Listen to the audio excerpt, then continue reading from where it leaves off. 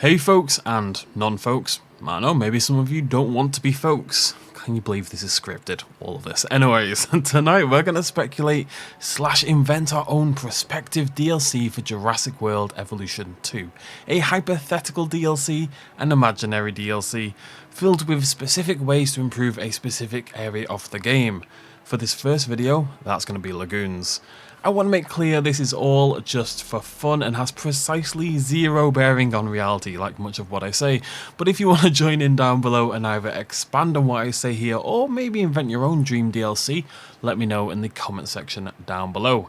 Now I say DLC, what I'm imagining here is both the DLC and the free update that would come along with it, expanding both the innate features of the game and the species roster simultaneously. Lagoons of course already got an update like that with the prehistoric marine species pack, but I think most of us feel they, and the roster, maybe still need a little bit of love to stack up with the rest of the game.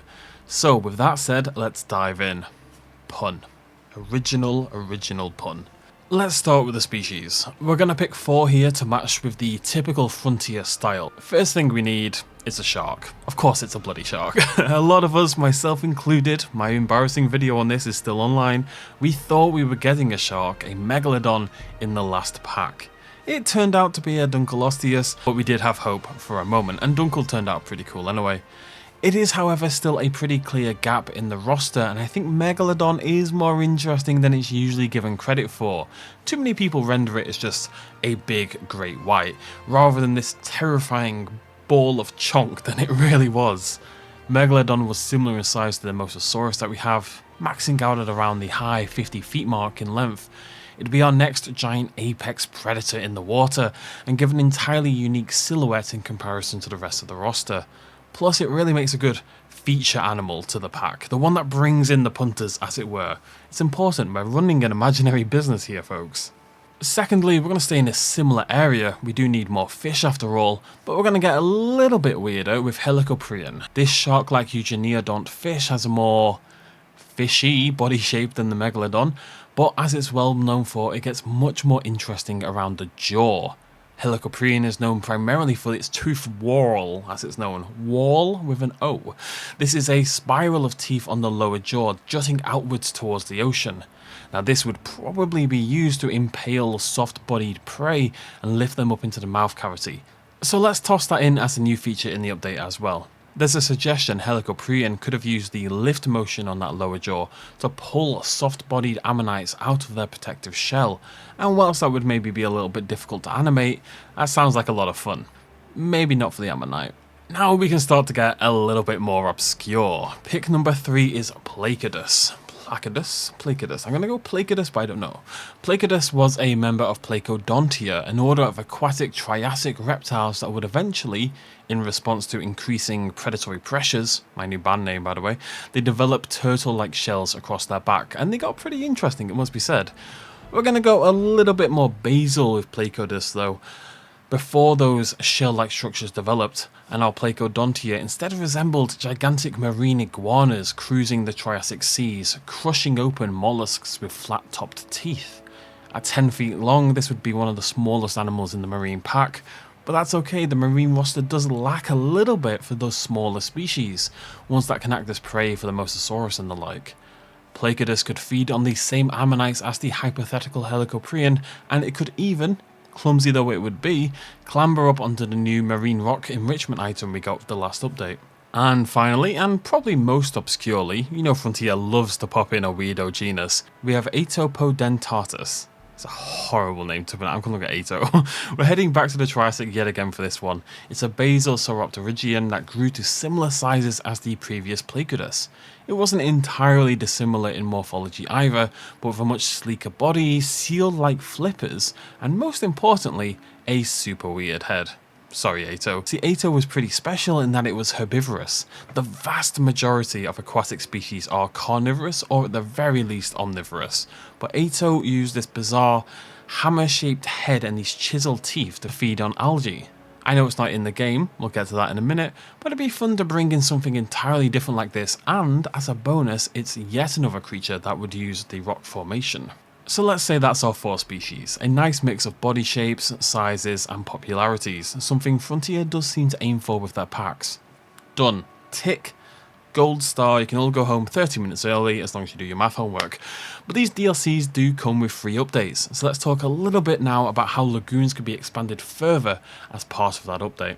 First, and look, you all knew this was coming from the start. I've been beating this drum for eons and my arms are beginning to ache. We need a proper tour vehicle for the lagoons. For me, this is the big, singular differentiating factor between aviaries, exhibits, and lagoons.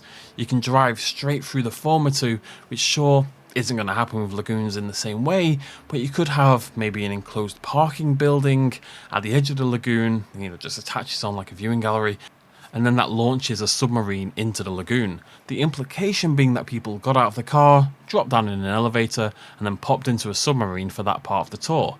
If not, it can be its own standalone thing.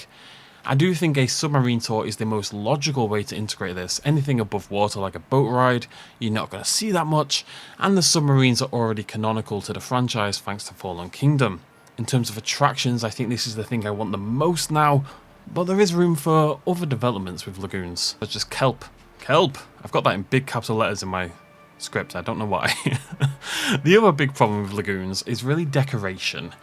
Now this is obviously something that's got a lot better since release, credit where credit is due, but lagoons have a real problem with verticality. All the decorations sit right on the bottom of the lagoon, and other than a new viewing gallery, a very welcome addition I'll admit, there's never really anything filling the middle of the screen.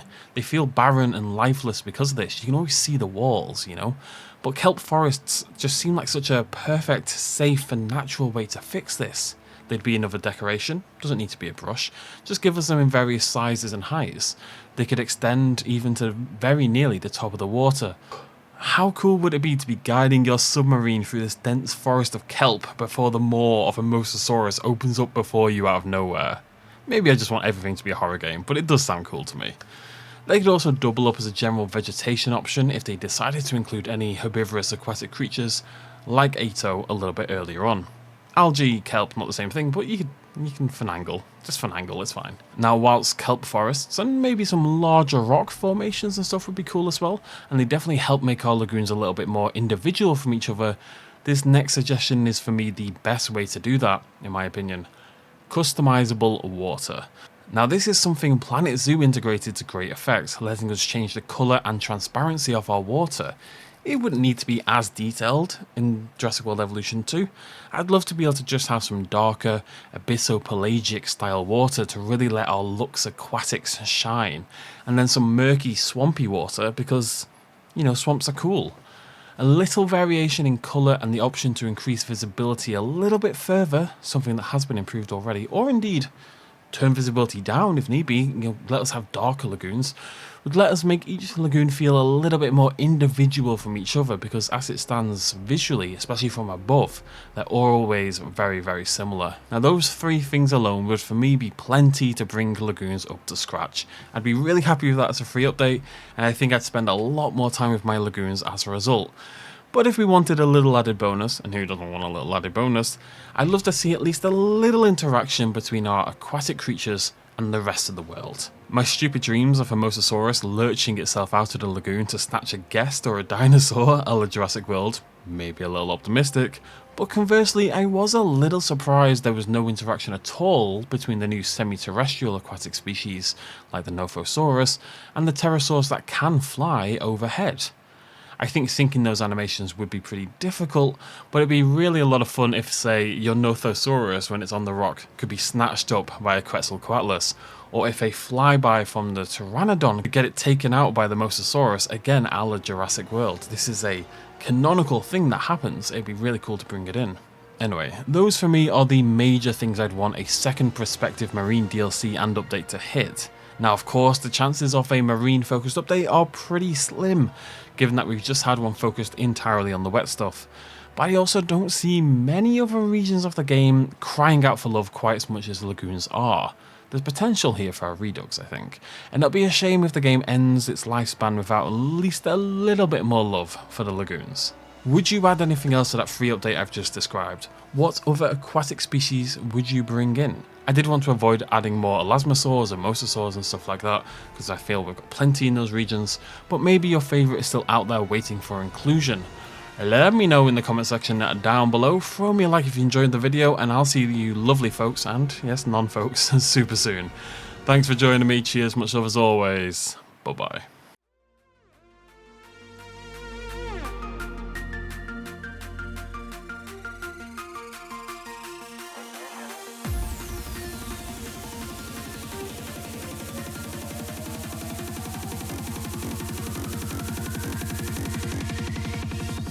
Road.